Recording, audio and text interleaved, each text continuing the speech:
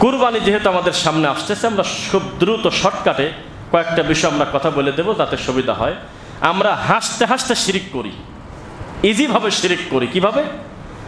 কুরবানি করার সময় হুজুরের হাতে খাতা ধরায় দেয় আমাদের দেশে, আমাদের পাবনাতে 3 নাম 5 নাম 7 নাম হুজুরের হাতে দিয়ে দিচ্ছে যে আব্দুর রহমান আকিকা, আব্দুল্লাহ আপনার কোরবানি, এইভাবে ব্যক্তির নাম উল্লেখ করে করে হুজুর এটা রিডিং করে বলতেছে অমুক অমুক অমুক অমুকের নামে আল্লাহু আকবার।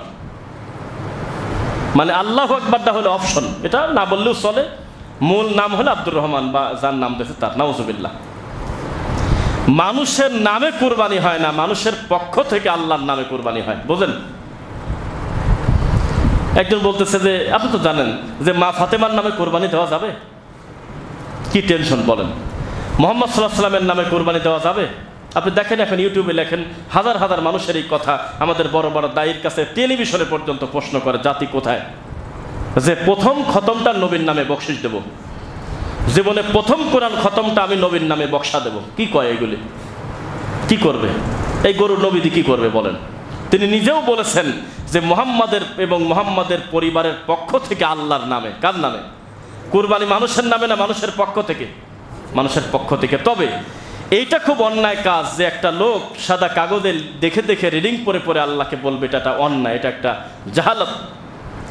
এটা ও জিজ্ঞাসাই করার দরকার নেই, এটা কিচ্ছু বলার দরকার নেই। উনি শুধু বলবে বিসমিল্লাহি আল্লাহু আকবার।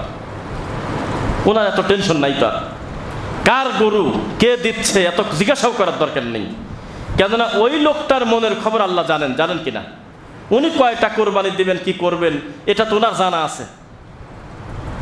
কিন্তু উনি কাগজে লিখে লিখে যেটা বলে, এটা একটা জাহালত। আল্লাহ হেফাজত করুক, আল্লাহুম্মা আমিন। কোরবানির দিনে নেকি অর্জন যদি করি আমরা 10 টাকার, আমরা 90 টাকার পাপ করি। কিভাবে? এই গরু কোরবানি দিচ্ছি আমরা পাকা রাস্তার উপরে, মানুষ চলাচলের রাস্তায়। আপনি সিটি কর্পোরেশনের দোহাই দিয়ে বেঁচে যেতে পারেন, কিন্তু বাঁচতে পারবেন না, এত সহজ না। প্রয়োজনে আপনি মাঠে চলে যান, বালুর মাঠে। আপনি আদম সন্তানকে কষ্ট দিতে পারবেন না। এই রাস্তা আপনার বাবার রাস্তা না। কোরবানিদের পর থেকে 7 দিন রাস্তায় হাঁটা যায় না। মরা মানুষের এত দুর্গন্ধ হয় না। এই রক্ত যদি 3 দিন 5 দিন পর্যন্ত পড়ে থাকে কোনো জায়গায়, তার দুর্গন্ধ এত কঠিন। ওদিক দিয়ে মানুষ যাবে, হাজার হাজার মুমিন চলাফেরা করবে, আদম সন্তান যাবে, আপনি মানুষকে কষ্ট দিচ্ছেন। 100 গ্রাম ব্লিচিং কেনার টাকা নাই, এত বড় ছোট লোক। এক জায়গায় একটু মাটি গভীর করে খাল করে রক্তটা সেখানে দিয়ে নিজ দায়িত্বে সুন্দর করে মাটি দিয়ে দেবে, তা করবে না। ভুঁড়ি পর্যন্ত যেখানে সেখানে ছিটায় ফেলা দিয়ে চলে গেছে। গোবর পরে থাকে অন্তত 15 দিন পাকা রাস্তার উপরে। অসভ্য জাতি। এটা ইবাদত? যে না। আপনি মনে রাখবেন, এই কোরবানির রক্ত মাংস হাড্ডি কিছুই উপরে যায় না, সব নিচেই থাকে। এইগুলি আমরা খাই, আপনি খান, জীবজন্তু খায়, আমরাই খাবো। উপরে খালি যায় হলো তাকওয়া। কি যায়? তাকওয়া। লা ইয়ানালাল্লাহু লুহুমুহা ওয়ালা দিমাউহা ওয়ালাকিন ইয়ানালুহুত তাকওয়া মিনকুম। তোমাদের কোরবানির রক্ত মাংস হাড্ডি কিছুই আমার কাছে যায় না, আমার কাছে যায় হলো আল্লাহ ভীরুতা। গোশত তোমরাই খাও, কিন্তু এ কেমন খাওয়া? পাকা রাস্তার উপরে গরু কোরবানি দিয়ে আমরা 5 দিন 7 দিন পর্যন্ত মানুষকে কষ্ট দিচ্ছি। এটা থেকে আমরা বেঁচে থাকবো বলেন ইনশাআল্লাহ। এরপরে কুরবানির দিনের অনেক বৈশিষ্ট্য, অনেক কিছু আছে। কুরবানির দিনে কুরবানি করার থেকে বেশি ভালো কাজ আর আছে? নাই। কুরবানির গরু গোসল করাতে গিয়ে উনি গোসল করার টাইম পায় না ঠিক মতো, জামাত মিস করে, ঈদের নামাজ। এরকম আছে? কত লজ্জাজনক কথা। মানে কুরবানির পশুর গোসল করাতে যাচ্ছে, ওই দিন গোসল করানোই লাগবে কেন? আর করালে এই টাইমে করতে হবে কেন? শেষ পর্যন্ত উনি নিজেই জামাত পায় না। এটা হলো আমাদের স্বভাব। যদিও আমাদের স্বভাব নিয়ে আমরা অনেক কথা বলতে পারি, আপনি খা করে আমার দিক খালি তাকায় থাকবেন যে আমরা একটা অনুভূতিহীন একটা মুসলমান। আমাদের ভিতরে কোনো ফিলিংস নাই। আমি খুব কঠোরভাবে প্রমাণ করতে পারবো, আপনি আমার দিকে তাকায় থাকা ছাড়া কোনো পথ থাকবে না। আমাদের বাঙালির কোনো ফিলিংস নাই, কোনো অনুভূতি নেই, ইল্লা সামানান কলিলা, কিছু বাদে। ঢাকা আবদুল্লাপুর উত্তরা ব্রিজের উপরে একটা ছেলে একটা চাকু হাতে করে, এত বড় চাকু, এরকম এরকম করে ঘোরায়, একটু পরপর একজনের এভাবে টান দেয়, তার পকেট থেকে মোবাইলটা নিয়ে ওই এরিয়ার ভিতরেই ঘোরে, কোথাও যায় না, এইটুকুর মধ্যেই ঘোরে। প্রায় 15 থেকে 20 মিনিট সিসিটিভি ফুটেজ এগুলো ঘুরতেছে। ভিডিও ভাইরাল হয়েছে, না দেখলে আপনার ব্যাপার আমরা দেখছি। ওই রাস্তা দিয়ে শত শত হাজারো মানুষ গাড়ি ঘোড়া নিয়ে চলাচল করতেছে, কারোর কিছুই আসা যায় না। পানির বোতলটা তুলে যদি মুখে মারে উল্টে পড়ে যাবে, কারণ গাঁজা খেতে খেতে শরীরে কিছু নাই তো। এই ছেলে চাকু দিয়ে একটা করে টান দিচ্ছে আর মোবাইল নিয়ে চলে যাচ্ছে। তা আমাদের অনুভূতি আছে আপনার মনে হলো? এত ওয়াজ করে কোনো কল্যাণ আছে জাতি যদি নিজে থেকে সংশোধন না হয়? একটা গাড়িতে সর্বনিম্ন বড় বাসে 52টা সিট থাকে, পিছনের সিটে একটা মহিলাকে ধর্ষণ করতেছে 6টা যুবক লেগে, বাকি 49 জন 51 জন লোক সামনে সিটে বসে আছে, ঘুরেও তাকাচ্ছে না। অনুভূতি নাই আমাদের। আল্লাহর উপর ছেড়ে দিলাম সত্য মিথ্যা, তবে এটা একটা ভেরিফাইড নিউজ। নিজের মা, নিজের বাপ আর নিজের চাচি 3 জন মিলে নিজের মেয়েকে হত্যা করে দিচ্ছে প্রতিবেশীকে ফাঁসানোর জন্য। কোথায় আছেন আপনি? আপনার উপরে গজব পড়তেছে না হলে এটা আপনার জন্য অনুগ্রহ করার কথা। আল্লাহর ইচ্ছা, হয়তো দিচ্ছেন না, তিনি দয়া করতেছেন, তাই আর কিছু না। কিন্তু আমরা হকদার, শাস্তি পর হকদার। আমরা যদি চূড়ান্ত কোনো জালেম শাসক পাই, মনে করতে হবে আমরা এটা পাই তাই আমরা পাইছি, এটা আমাদের কর্মের ফল। আমরা যোগ্যতা অর্জন করছিলাম হলে ওইটা পাওয়ার জন্য সেটা পাইছিলাম। এর থেকেও বড় জালেম যদি আবার আসে, মনে করতে হবে যেটা আমরা কামাই করছি সেই হিসাবে পাইছি। যেদিন আমরা অর্জন করব আল্লাহর দয়া, সেদিন আমরা সেই লোকটা পাবো যেই লোক একটা বক্তব্য দেবে সারা পৃথিবীর ইহুদি খ্রিস্টানের হাঁটু কাঁপবে ইনশাল্লাহ। কিন্তু সেটা তো আমাদের হচ্ছে না, আমাদের কোনো অনুভূতি নাই, কোনো ফিলিংস নাই। ওই যে কে জানি একটা লোক বলতেছে যে কার কথা শুনবেন, কার কথা শুনবেন? যে হুজুর 500 টাকার জন্য ধর্ম বিক্রি করে তার কথা শুনবেন? বলেন এই সুযোগটা কে কারা পাচ্ছে? নাস্তিকরা এভাবে আলেম ওলামাদেরকে নিয়ে ব্যঙ্গ করার সাহস কেন পায়? এটা আমরা করে দিয়েছি তাদের, আমরা করে দিয়েছি। আমাদের ভিতরে কোনো ফিলিংস নাই, অনুভূতি নাই। এমন সমাজ এই দেশে পাবেন কিনা 2-1টা বাদে, যেই সমাজে কোনো বাদ্যযন্ত্র নাই, যেই সমাজে বিবাহটা রাসূলের পদ্ধতি ছাড়া অন্য পদ্ধতিতে হয় না, যেই সমাজে অনিসলামিক কার্যকলাপ নাই অথচ তারা মুসলিম, এই ব্যাপারে কারোর কোনো ফিলিংস নাই। শুধু ফিলিংসটা হলো আমিন জোরে বলল কে, এটা হলো আমাদের ফিলিংস, এটা হলো আমাদের দরদ। এই জাতির কপালে আর কি হতে পারে আপনি আমাকে বলেন? যে জাতি নিজের মেয়েটাকে মারিয়ে দিয়েছে, মানে এগুলি মানে বিশ্বাসই করা যায় না, কিভাবে সম্ভব?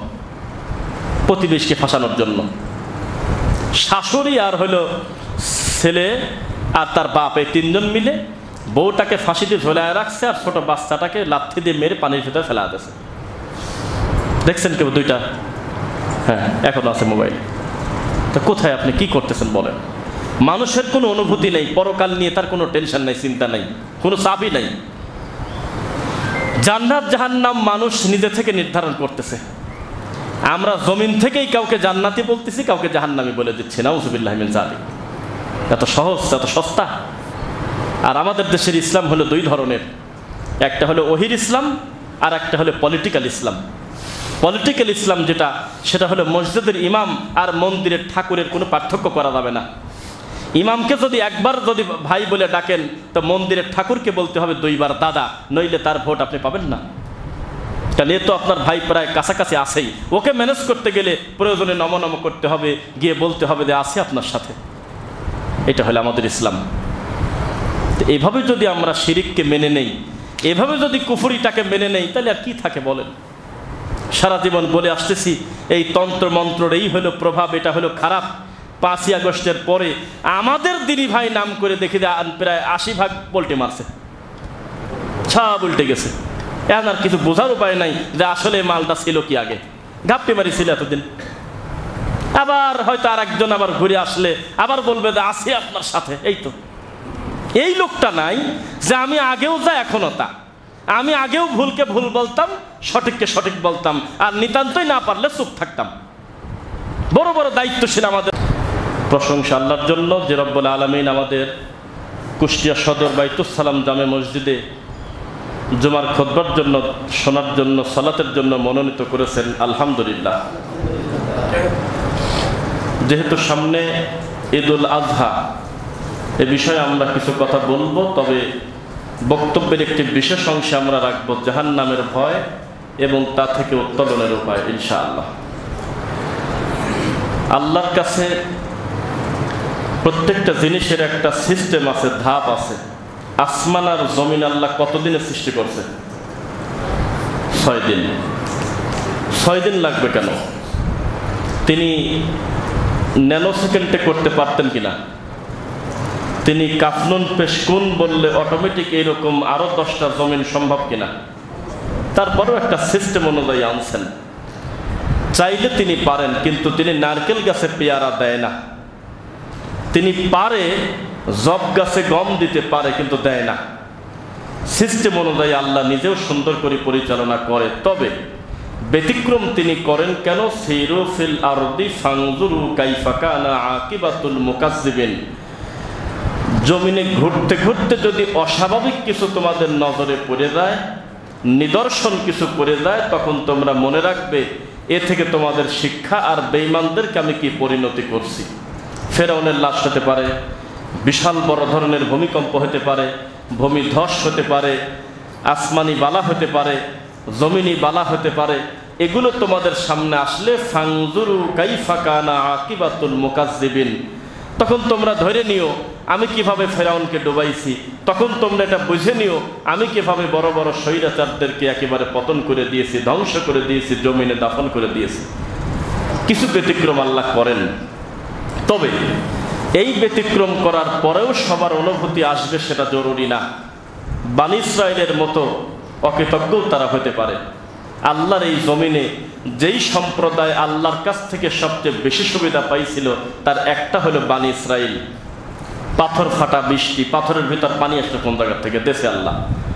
তারপরে জিদ ধরল যে গাভী বের করে দাও, দুধ দোয়াবো আমরা, পেটওয়ালা গাভী, সেটা পর্যন্ত হইল। বাছুর বের করলো। আল্লাহ সুবহানাহু ওয়া তাআলা অনেক কিছু তাদের জন্য নিয়ামত দিল, কিন্তু ফলাফল ফাস্তাকবারু ওয়া কানু কওমান মুজরিমিন। এই পাপী সম্প্রদায় পাপী থেকে গেল। তো আল্লাহ নিদর্শন দেন, তো প্রত্যেকটা জিনিস একটা সিস্টেম ওয়াইজ আল্লাহ সুবহানাহু ওয়া তাআলা আগান। এটা হলো একটা সৃষ্টির সিস্টেম। আল্লাহ সুবহানাহু ওয়া তাআলা শনিবারকে শুক্রবারকে শনিবারের উপরে প্রাধান্য দিয়েছে। অন্যান্য মাস থেকে আল্লাহ রমাদানকে প্রাধান্য বেশি দিয়েছে। দিনের 24টা ঘন্টার শেষ রাত্রিকে প্রাধান্য দিয়েছে তার বাকি সময়ের কাছ থেকে। এভাবেই আল্লাহ একটা থেকে আরেকটার মর্যাদা বৃদ্ধি করে। আল্লাহ বলতেছেন আমার কাছে আসার জন্য সবচেয়ে বড় সম্মানী ধাপ হলো আব্দুল্লাহ। কি ধাপ? আব্দুল্লাহ। খেয়াল করে বুঝবেন, কারণ আমরা জানি আমাদের শ্রোতাগুলো শিক্ষিত। আহলে হাদিস কোনোদিন এমনি এমনি হওয়া যায় না। আমার একটা বক্তব্য আছে, মাযহাবি এমনি হওয়া যায়, কিন্তু আহলে হাদিস এমনি এমনি হওয়া যায় না। এর এক একটা মুসল্লি, এক একটা দিনী ভাই, এক একটা সাধারণ জেনারেল শিক্ষিত ভাই যেভাবে দিনটা প্র্যাকটিস করে তা অনেক বেদাতপন্থী বড় আলেমের থেকে বেশি, আলহামদুলিল্লাহ। এই জন্য আপনারা মনোযোগ দিয়ে শুনবেন, আমরাও চেষ্টা করব গুরুত্বপূর্ণ কথা বলার। জিবরাইল একদিন আল্লাহর নবীর কাছে আসলেন। এসে তিনি বললেন যে আমি আপনাকে 2টা চয়েস দেব, আপনি কোনটা নেবেন? কি? আপনি কি রাসূল রাজা হবেন না রাসূল আব্দুল্লাহ হবেন? আপনি কি রাজা নবী হবেন না বান্দা নবী হবেন? তা আল্লাহর নবী সাল্লাল্লাহু আলাইহি ওয়াসাল্লাম জিবরাইলের কথার ভাব দেখে বা তার গতি দেখে মনে হচ্ছিল তিনি আব্দুল্লাহর দিকে ফোকাসটা বেশি দিচ্ছে, গুরুত্ব। তখন নবী বললেন আমি বান্দা এবং রাসূল হতে চাই, রাজা রাসূল হতে চাই না। সহিহ হাদিস। তো নবী সাল্লাল্লাহু আলাইহি সাল্লামকে আল্লাহ নিজেও অনেক জায়গায় বলতেছে মুহাম্মাদুর রাসূলুল্লাহ, আবার কিছু জায়গায় ডাইরেক্ট বান্দা বলে ডাকতেছে, যেটা আমরা কেউ হতে চাই না। অথচ বান্দা হওয়াটাই হলো সবচেয়ে বড় সফলতা। আল্লাহর কাছে সবচেয়ে প্রিয় 2টা নাম আছে, কেউ বলতে পারবেন? সুবহানাল্লাহ। আব্দুল্লাহ, আব্দুর রহমান। আল্লাহর কাছে সবচাইতে সম্মানের জিনিস হলো তার দাসের কাছে আব্দুল্লাহ। এটা হলো আল্লাহর কাছে প্রিয়। যেমন ওয়া ইন কুনতুম ফি রাইবিম মিম্মা নাযালনা আলা আবদিনা, এখানে নাবিয়িনা রাসূলিনা বলে নেই যে আমার রাসূল আমার নবী, তা বলে নেই, বলছে আমার বান্দা, দাস। সুবহানাল্লাযী আসরা বিআবদিহি, এখানে বলতেছে আমি আমার দাসকে আমি আমার কাছে নিয়ে গেছিলাম। বান্দাকে, বান্দা হওয়াটা বিরাট ভাগ্যের ব্যাপার। আর দুর্ভাগ্যজনক বশত আমরা কেউ বান্দা হতে চাই না। আপনারা হয়তো চান, কিন্তু আলেম ওলামা বান্দা হতে চায় না। তারা তার লকব নিয়ে বেশি খুশি থাকতে চায়। তিনি একটা উচ্চতায় পৌঁছাতে চায়, কিন্তু বান্দা হতে চায় না। নবী সাল্লাল্লাহু আলাইহি ওয়াসাল্লাম বললেন, আমি বান্দা রাসূল চাই, আমি আগে বান্দা পরে রাসূল। আবদুহু ওয়া রাসূলু, না রাসূলুহু আবদু, কোনটা? আবদুহু ওয়া রাসূলু। আমাকে বান্দা হিসাবে আল্লাহ কবুল করুক, তারপরে রাসূল। এবার আপনাকে আমি বলি, বান্দার মাপকাঠিটাকে একটু বলে নেই। একটা বিল্ডিং 10 তলা ফাউন্ডেশন, 3 তলা পর্যন্ত করে মালিকের টাকা ফুরিয়ে গেছে, আর করা সম্ভব না। এখন 4র্থ তলার ছাদ বিক্রি করবে, বিক্রি করে তিনি 4 তলা একজন করে নেবে, 5 তলা কেউ করে নেবে। ঢাকা শহরে ভাবে বিক্রি হয়, উপরের জায়গা বিক্রি হয়। তখন উনি কাজ করতে যাওয়ার সময় উনি বলতেছে যে আপনি আধা উপর থেকে কাজ শুরু করেন, কেননা আমাদের এগ্রিমেন্ট অনুযায়ী আমরা যে জায়গাটা 3 তলাতে পাই তাতে কিছু স্পেস এখনো বাকি আছে। এটা সম্ভব ধরা যাবে কাজ? আপনাকে একটা গতি নিয়ে উঠতে হবে, একটা পর্যায়ে নিয়ে উঠতে হবে, ফাউন্ডেশন দিতে হবে, বেসিক আগে তৈরি করতে হবে, 1 2 3। তা আল্লাহ সুবহানাহু ওয়া তাআলা বলতেছে, আমি যাকেই নবী রাসূল হিসেবে মনোনীত করছি তারা প্রথমে ছিল আব্দুল্লাহ। আদম আলাইহিস সালাম ফলের কাছে যাওয়ার আগে, আল্লাহর এই হুকুমকে অমান্য করার আগে ছিল আব্দুল্লাহ। এই ফলের কাছে যাওয়ার পরে, ভুল করার পরে, তওবা করার পর হয়েছে নবিয়ুল্লাহ। কিন্তু জান্নাতে থাকা অবস্থায় ছিল আব্দুল্লাহ। একটু ভেবে দেখবেন, পরবর্তীতে আল্লাহ তার সম্মান বাড়িয়ে দিয়েছেন। মুহাম্মদ সাল্লাল্লাহু আলাইহি ওয়াসাল্লাম হলো আগে আব্দুল্লাহ, তারপরে হলো রাসূল। তো যে কথা বলতেছিলাম, আল্লাহ সুবহানাহু ওয়া তাআলা যেন আমাদেরকে আব্দুল্লাহ হিসেবে কবুল করেন। এখন রাসূল সাল্লাল্লাহু আলাইহি ওয়াসাল্লাম আমাদেরকে বলেছেন যে আমি যেভাবে তোমাদের কালেমা শাহাদা পড়তে বলি সেইভাবে পড়ো। তোমরা আগে পড়ো আশহাদু আল্লা ইলাহা ইল্লাল্লাহ, আগে শাহাদাতের এই সাক্ষী দাও আল্লাহ ছাড়া কোনো সত্য ইলাহা নাই, ওয়া আন্না মুহাম্মাদুর আবদুহু ওয়া রাসূলুহু। এরপরে তোমরা বলো মুহাম্মদ সাল্লাল্লাহু আলাইহি ওয়াসাল্লাম আল্লাহর বান্দা এবং রাসূল। আল্লাহ যেন আমাদের তার বান্দা হিসেবে কবুল করেন। শোনেন, চারিদিকে কোথাও আজান পড়ে নাই, তার মানে এই না যে নামাজের ওক্ত হয় নাই। ওক্ত হওয়ার পরেও আজান দেয় নেই। তো এখন আপনি কি দিয়ে মাপকাঠি করবেন? যেটা করণীয় ছিল সেটা হয়ে গেছে বর্জনীয়, যেটা বর্জনীয় হওয়ার কথা ছিল সেটা হয়ে গেছে করণীয়। আল্লাহর কাছ থেকে আব্দুল্লাহ হিসেবে যেই যে নিয়ামত আমাদের পর কথা সব পাইছি, একটাও তিনি বাদ দেন নাই। বৃষ্টি দিয়েছে, ফসল দিয়েছে, বেঁচে থাকার স্বাধীনতা দিয়েছে, সার্বিক ব্যাপারে হিন্দু মুসলিম সবাইকে তার বান্দা হিসেবে তিনি সুবিধা দিয়েছেন। মৌমাছি যখন মধু দেয় তখন উনি ভেজাল মধু দেয় না, ওখান থেকে আসলটাই বের হয়। আমার আর আপনার কাছে আসার পর সেটা জোর করে লিখতে হচ্ছে খাঁটি, তাছাড়া উপায় নাই, কেউ নিতে চাচ্ছে না। ফেসবুকে দেখি এক একটা লোক বোতল ধরে বলতেছে যে ভেজাল প্রমাণ করতে পারলে 2 লাখ টাকা পুরস্কার দেব। কোন বিপদ বলেন? কেউ বলতেছে আল্লাহর কসম 1, আল্লাহর কসম 2, আল্লাহর কসম 3। আমার এই মধুতে যদি কেউ ভেজাল প্রমাণ করতে পারে আমি কান ধরে উঠবস করবার 10 লাখ টাকা পুরস্কার দেব। জয়পুরহাটের একজন। পরিস্থিতি কোন পর্যায়ে গেছে? আপনাদের কাছে যদি জিজ্ঞাসা করি যে মৌমাছি যখন মধু দেয় তখন ভেজাল সহ দেয় না ভেজাল ছাড়া দেয়? ভালোটা দেয়। কিন্তু আদম সন্তানের কাছে এসে মুশকিলে পড়ে গেছে। তো যে কথা বলতেছিলাম, যেই আমলের যত বেশি ফজিলত, এই আব্দুল্লাহ যাতে এই ফজিলত নিতে না পারে শয়তান এখানেই সুযোগ নেয়। যে আমলের যত ফজিলত দেখবেন সেখানে বেদাতের তত প্রভাব বেশি। যেটার ব্যাপারে স্পষ্ট নাই সেই ব্যাপারে ইবলিসের কোনো কাজ নাই, খুব একটা কাজ নাই। আদম সন্তানকে আল্লাহ সুবহানাহু ওয়া তাআলা বলতেছে, ইন্নাল্লাযীনা ফাতানুল মুমিনিনা ওয়াল মুমিনাত সুম্মা লাম ইয়াতুবু ফালাহুম আযাবু জাহান্নাম ওয়া লাহুম আযাবুল হারিক। ঈমান আনার পরে যারা মুমিন পুরুষ আর মুমিন নারীকে কষ্ট দেয়, বিনা তওবায় যারা মরে যায় তাদের জন্য জাহান্নামের কঠিন আযাব, আগুন। এই জাহান্নামের ব্যাপারে আমরা আলোচনা করব ইনশাআল্লাহ। আর শেষের দিকে কুরবানির কয়েকটা বিষয় টাচ করবো ইনশাআল্লাহ। মুহাম্মদুর রাসূলুল্লাহ সাল্লাল্লাহু আলাইহি ওয়াসাল্লাম, আমরা 14টা হাদিস সিরিয়াল করছি, খুব মাতৃভাষায় খুব সহজে বলার চেষ্টা করব যাতে বোঝেন। আল্লাহর নবীর সামনে একদিন সাহাবায়ে কেরাম অনেকেই আছেন, হঠাৎ করে রাসূল বললেন, তোমরা কি একটা বিকট শব্দ শুনতে পেলে? তো বললেন যে জি, এইমাত্র একটা বিকট শব্দ শুনলাম, যে শব্দ মানে একেবারে চোখ লেগে যাওয়ার মতো কঠিন।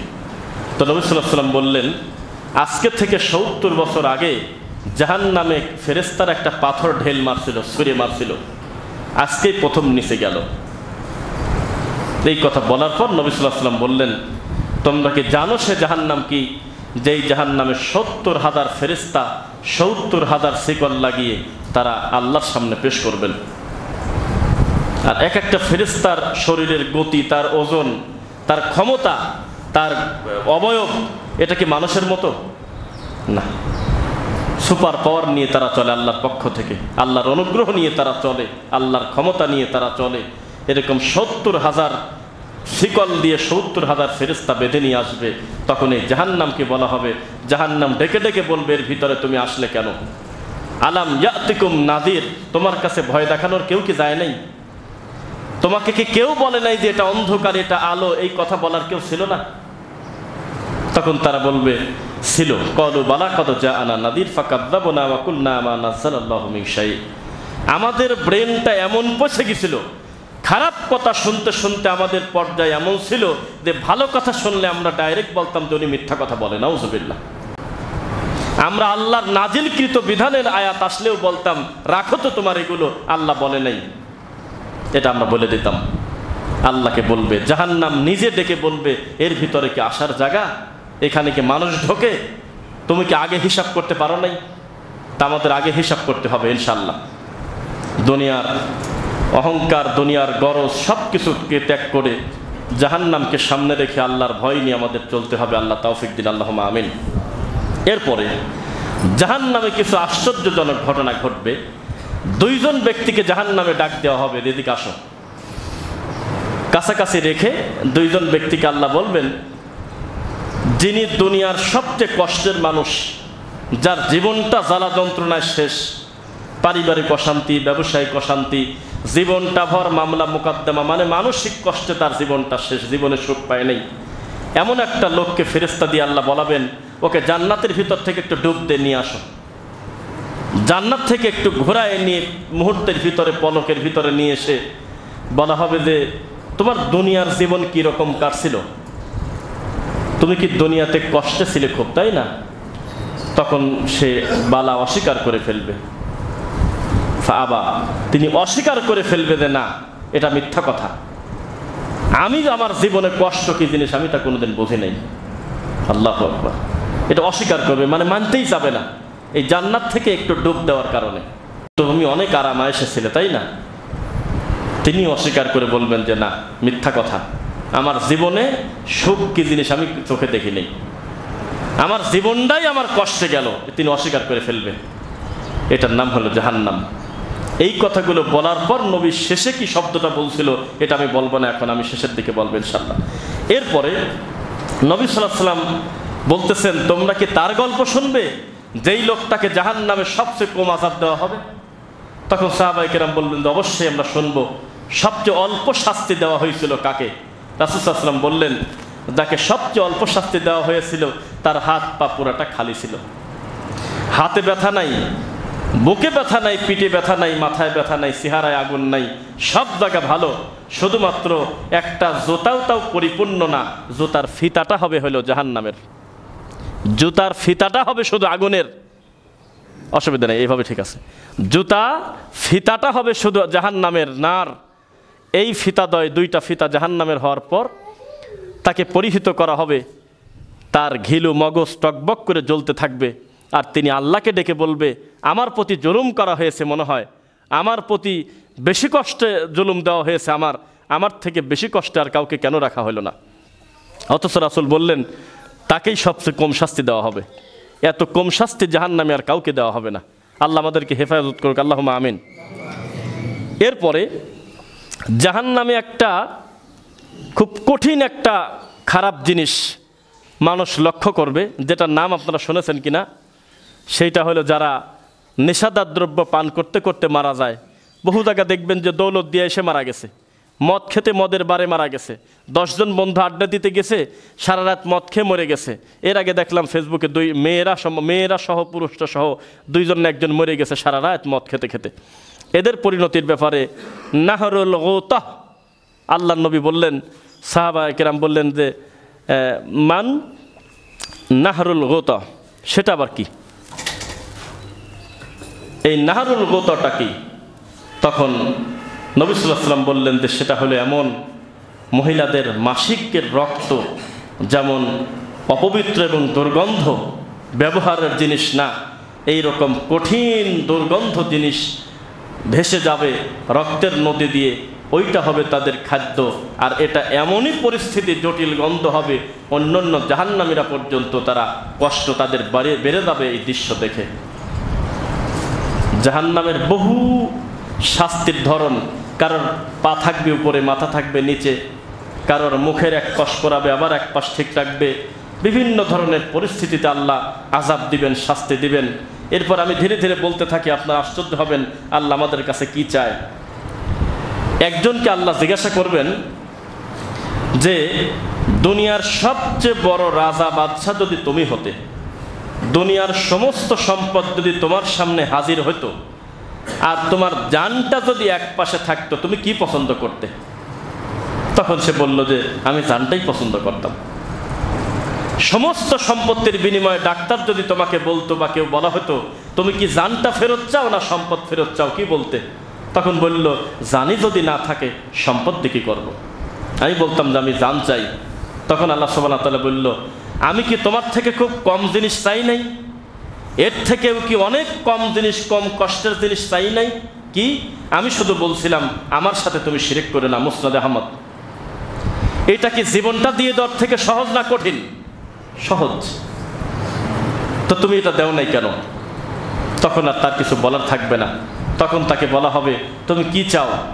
তখন এটা আপনারা তো সবাই জানেন, আমাকে আবার পাঠানো হোক, আমি পরিশুদ্ধ হয়ে আসতে চাই, আমার আমলের ভিতরে যাতে কোনো শিরিক না থাকে। এভাবে তিনি আল্লাহকে ডেকে বলবেন। তবে আল্লাহ বলবেন এখন আর সেদিন না, আর সুযোগ নাই। লা ইয়ামুতু ফিহা ওয়ালা ইয়াহইয়া, এমন মার দেওয়া হবে মরবেও না বাঁচবেও না। এখন আর সে সুযোগই নেই, একবারে শেষ। তো জাহান্নামীদের সাথে অনেক কথোপকথন হবে, এগুলো দুই চারটা বলে তারপরে বাকি কথায় যাই। এরপরে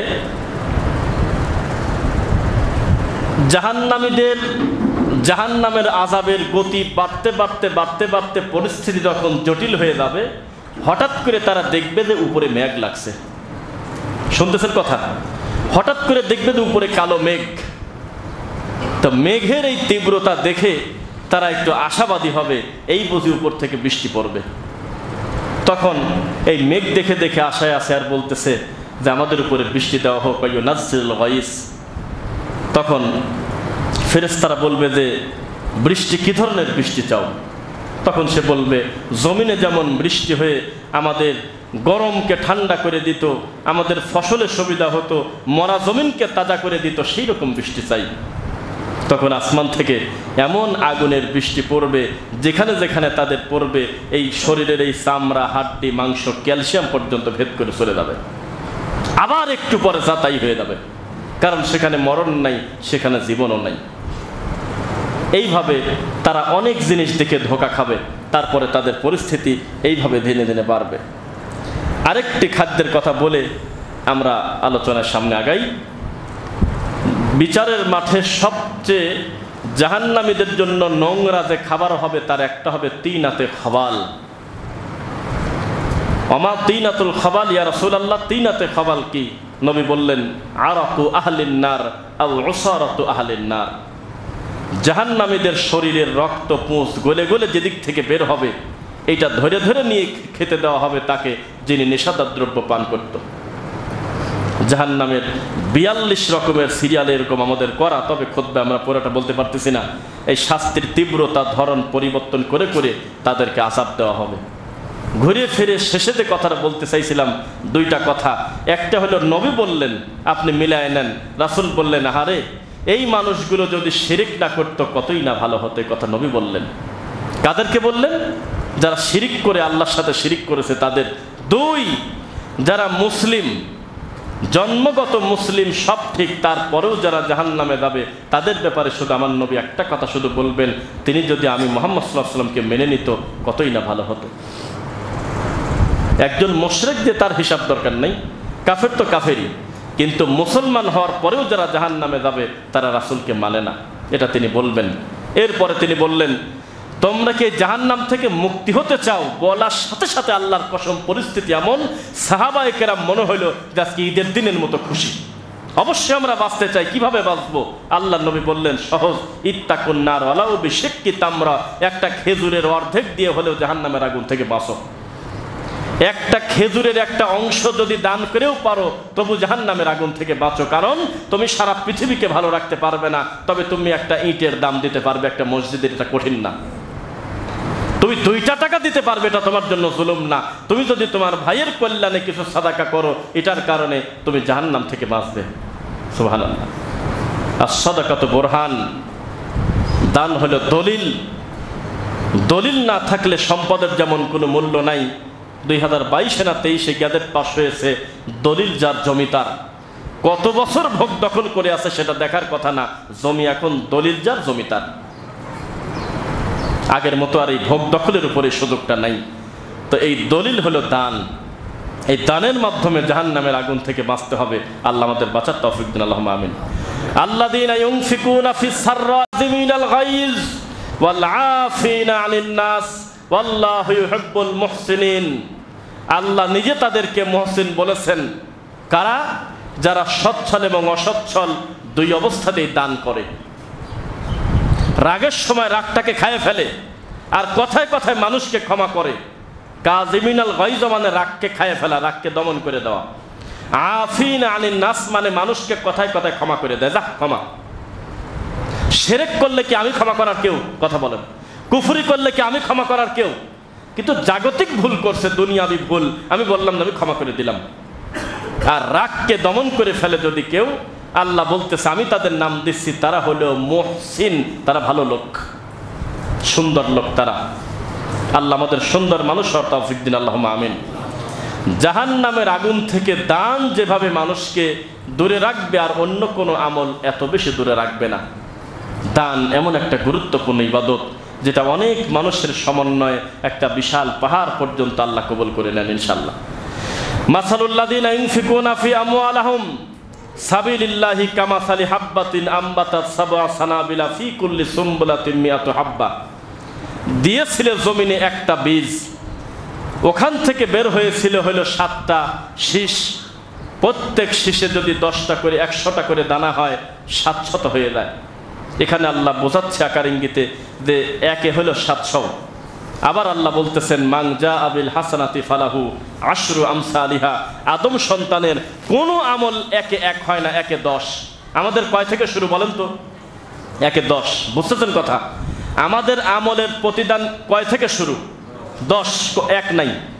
মান জাআ বিল হাসানা, যে কোনো হাসানা নেক কাজ করবে, ফালাহু আশরু আমসালিহা, প্রতিদান পাবে হলো 10। এটা হলো কম। আর এক জায়গাতে 700, আর এক জায়গা আছে তারুসুকু মান তাশাউ বিগাইরি হিসাব।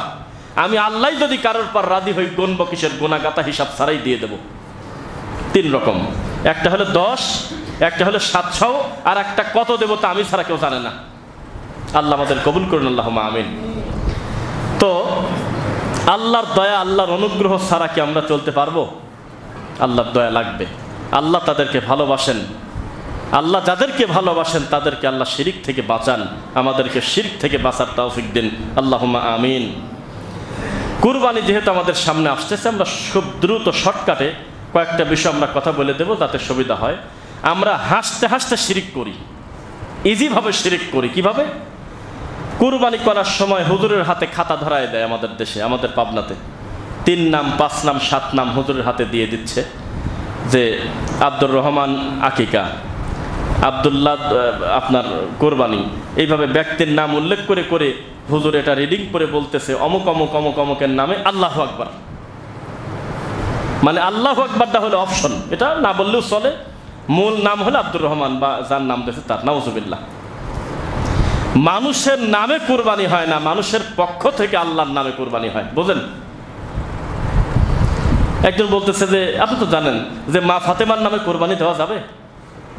কি টেনশন বলেন? মুহাম্মদ সাল্লাল্লাহু আলাইহি ওয়াসাল্লামের নামে কুরবানি দেওয়া যাবে? আপনি দেখেন, এখন ইউটিউবে লেখেন, হাজার হাজার মানুষের এই কথা আমাদের বড় বড় দায়ীর কাছে টেলিভিশনে পর্যন্ত প্রশ্ন করে, জাতি কোথায়? যে প্রথম খতমটা নবীর নামে বকশিশ দেব, জীবনে প্রথম কোরআন খতমটা আমি নবীর নামে বক্সা দেব। কি কয় এগুলি?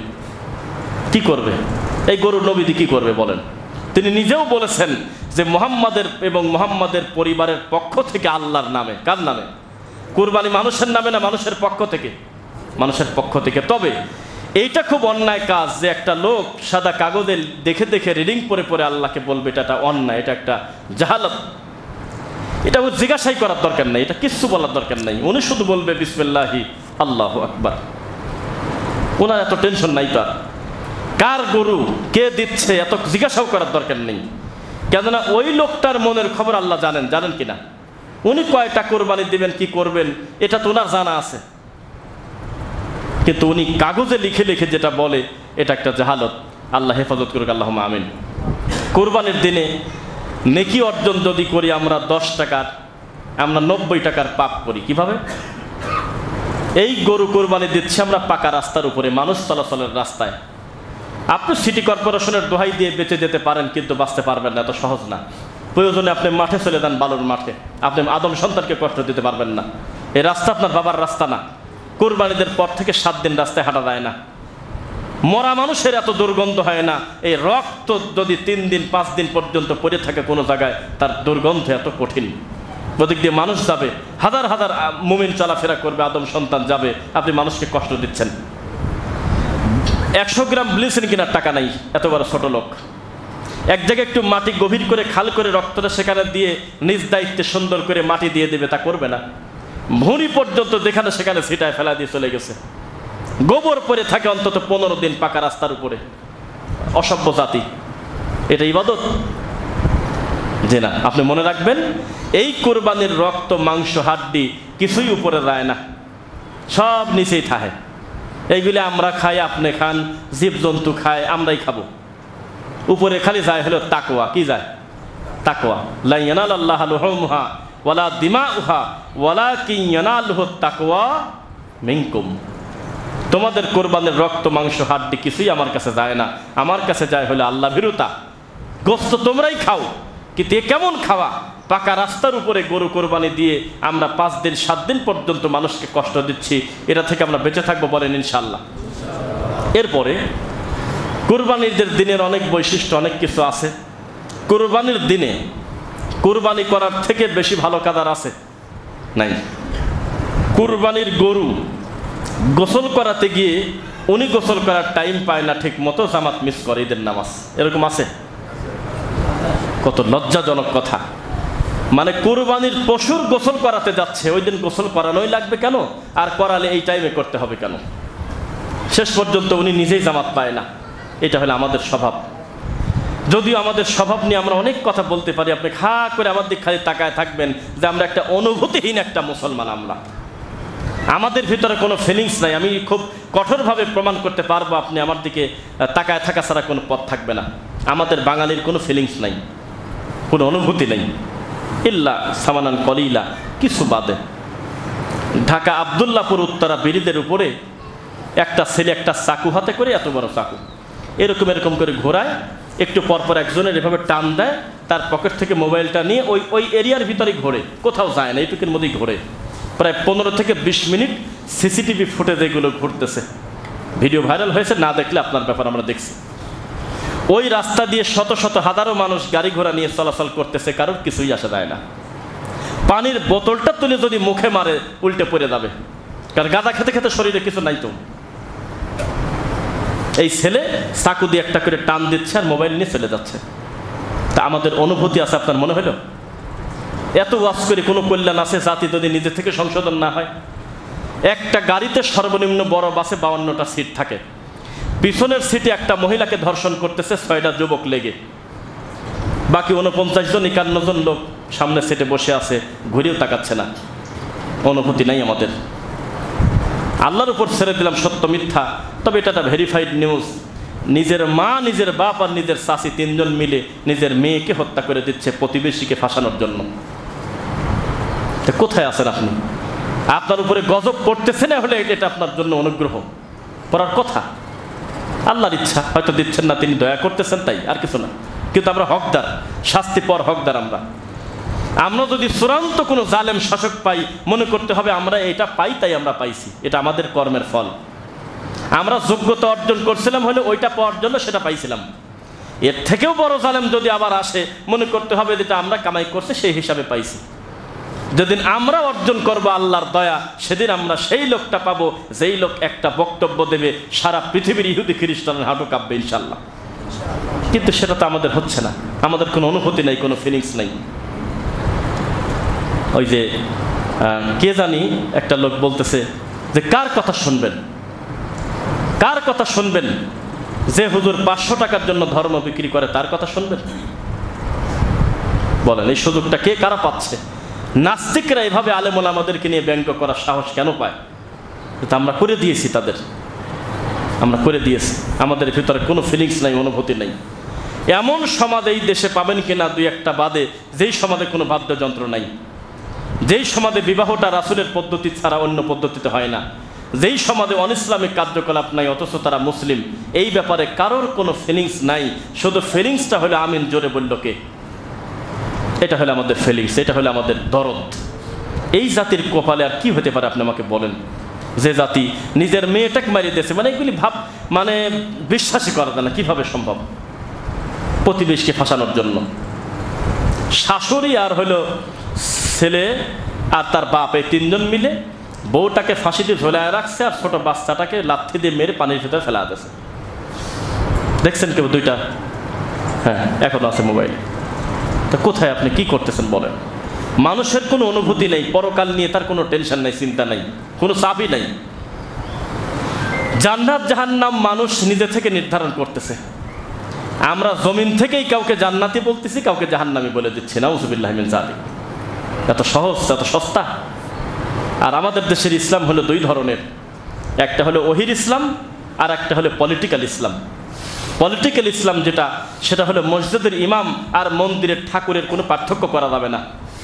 ইমামকে যদি একবার যদি ভাই বলে ডাকেন, তো মন্দিরের ঠাকুরকে বলতে হবে 2 বার দাদা, নইলে তার ভোট আপনি পাবেন না।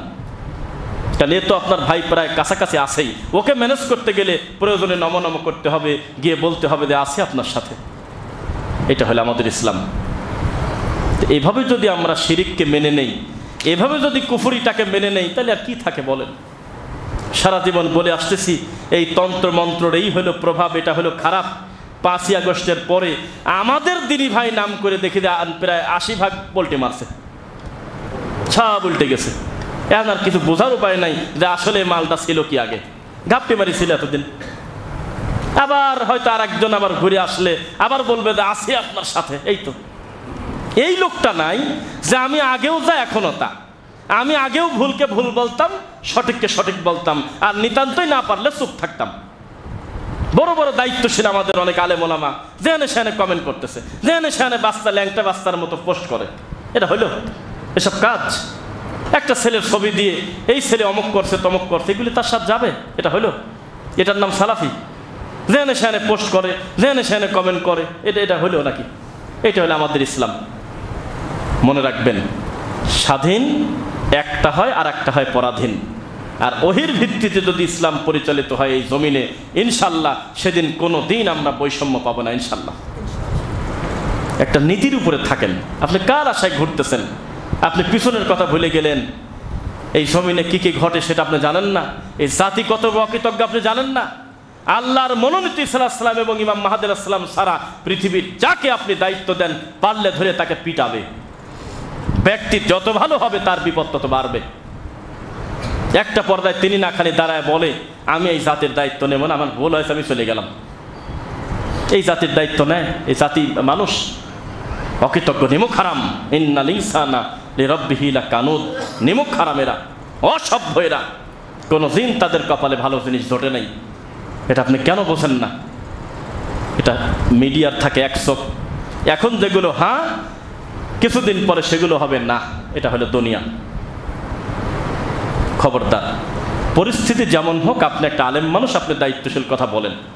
আপনার কথাবার্তায় যাতে এটা প্রমাণ না হয় কারণ ছাড়া আপনি একটা লোককে সাপোর্ট করে সেই লোকটাকে বড় করতে গিয়ে আরেক ভাইকে খাটো করছেন, এটা যেন না হয়।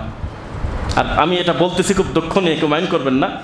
কারণ ছাড়া ফেসবুকে কোনো ছবি পোস্ট দিবেন না। আপনার থেকে 2-4 জন হয়তো আমাদেরকে বেশি চেনে। একটু গোটা ফেসবুকটা ঘুরে দেখেন, এই সমস্ত খুতবা মাহফিলের পোস্টার ছাড়া কয়টা ছবি কারণ ছাড়া পোস্ট দিয়ে বলছি কেমন আছেন বন্ধুরা, আজ আমি নোয়াখালীতে এসেছি। এহেরামের কাপড় পরে সেলফি দিয়ে বলে আমাকে এহরামের কাপড় পরে কেমন লাগছে বন্ধুরা, কি বলবেন? সেটা কি সিস্টেম? ভিডিও কলে, আল্লাহর কসম ভিডিও কলে তার বউকে তার মাকে ভিডিও কল দিয়ে সাইর করতেছে। এই দৃশ্যটা তার পিছনের লোকজন তাকা দেখতেছে। তো ধর্মের জাত আছে আমাদের কাছে, এটা অসভ্য জাতি আমরা। এই সমস্ত নোংরা কাজ যারা করে, নয় ভারত, নয় বাংলাদেশ, নয় পাকিস্তান, মানে বেশিরভাগটাই বললাম। তা আমাদের ইবাদতেরই স্বাদ কি? শিরিকি কি, বেদাতি কি, তাওহীদি কি? জাতির কোনো অনুভূতি নেই, কোনো ফিলিংস নেই, যা হবার হয়ে থাকে। একটা সমাজে যদি 1000 বাড়ি থাকে, 999টা বাড়ি পানির নিচে পড়ে গেছে, কিন্তু ওনার বাড়িটা একটু মাটি উঁচু করার জন্য উপরে দেখা যায়। আল্লাহর কসম বর্তমান সময়ের চিত্র, ওর কোনো ফিলিংস নাই যে কয়টা ডুবে গেল, যতক্ষণ ও না ডুবে। এটা হলো আমাদের চিত্র। যখন ও নিজেও ডুববে তখন বলবে যে আসলে এর একটা ব্যবস্থা নেওয়া দরকার। এটা হলো আমাদের স্বভাব। রাস্তা একটা বিড়াল মরে গেলে আমরা সিটি কর্পোরেশনের মেয়রের দিক তাকা রয়েছি যে উনি এসে সাফ করবে। এক জায়গায় একটু খাল হয়ে গেছে অ্যাক্সিডেন্ট করে, ওইটা আমরা বসে আছি যে এটা উপজেলা চেয়ারম্যান এসে ঠিক করে দেবে। কি কয় এগুলি? অথচ 10টা মিনিট যদি মুমিনের কষ্টের আদম সন্তানের উপকারের জন্য একটু মাটি দিয়ে, বালি দিয়ে, সিমেন্ট দিয়ে একটু পরিবেশ করে দিয়ে যেত, তাহলে জান্নাতে যাওয়ার জন্য যে ইমানের যে 70টার উপরে শাখা, তার একটা শাখা হয়ে গেছে। কে কার কথা শোনে? আমাদের কোনো অনুভূতি নাই, কোনো ফিলিংস নাই। সেটা আমি আপনি হই আর আমার বেদাতপন্থী ভাইয়েরা হোক, এইভাবে হলে আমাদের চলতেছে। আমাদের প্রত্যেকটা দিন নতুন নতুন ইস্যু লাগবে, নইলে আমরা চলতে পারবো না। আমার ফেসবুকে কি থাকে? আমি যদি আপডেট কিছু না দিতে পারি তাহলে আমার কি থাকে? আমার পেজেরই কি থাকে? আমার ভিউয়েরই কি হবে? এটা মনে করে এমন এমন পাতলা পাতলা কাজ করে আল্লাহ তাদেরকে হেদায়েত দিক, আল্লাহুম্মা আমিন। লৌকিকতা থেকে আপনি বেঁচে থাকবেন। কি দেখাতে চাচ্ছেন মানুষকে? দেখান যে আমি একটা মাহফিলে আসছিলাম, একটা চিত্র তুলে দিলেন যে আপনারা দোয়া করেন, আলহামদুলিল্লাহ এখানে দাওয়াতি কাজ হচ্ছে। এটা তো একটা বোঝার উপায় আছে, যাক কিছু একটা প্রভাবের কাজ। এমনি এমনি প্রতিটা দিন আপনি বাচ্চার ছবি ফেসবুকে দিচ্ছেন, পরিবারের ছবি ফেসবুকে দিচ্ছেন, এটা কোন লজ্জার কথা? এটা কোনো কাজ? এবার আপনাদের উদ্দেশ্যে আমরা বলতেছি, জাহান্নামের আগুন থেকে আমাদেরকে বাঁচতে হবে কিসের মাধ্যমে? আল্লাহর দয়া দানের মাধ্যমে ইনশাআল্লাহ। এই ব্যাপারে আমরা বিস্তারিত কথা বলবো। জুমার খুতবার প্রথম পর্ব আমরা শেষ করছি। বারাকাল্লাহু লানা ওয়া লাকুম ফিল কুরআন।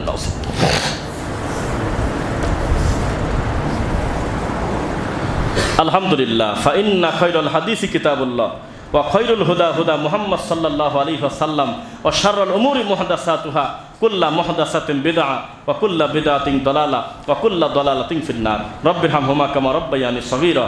রব্বানা আতিনা ফিদ দুনিয়া হাসানা ওয়া ফিল আখিরাতি হাসানা ওয়া কিনা আযাবান নার।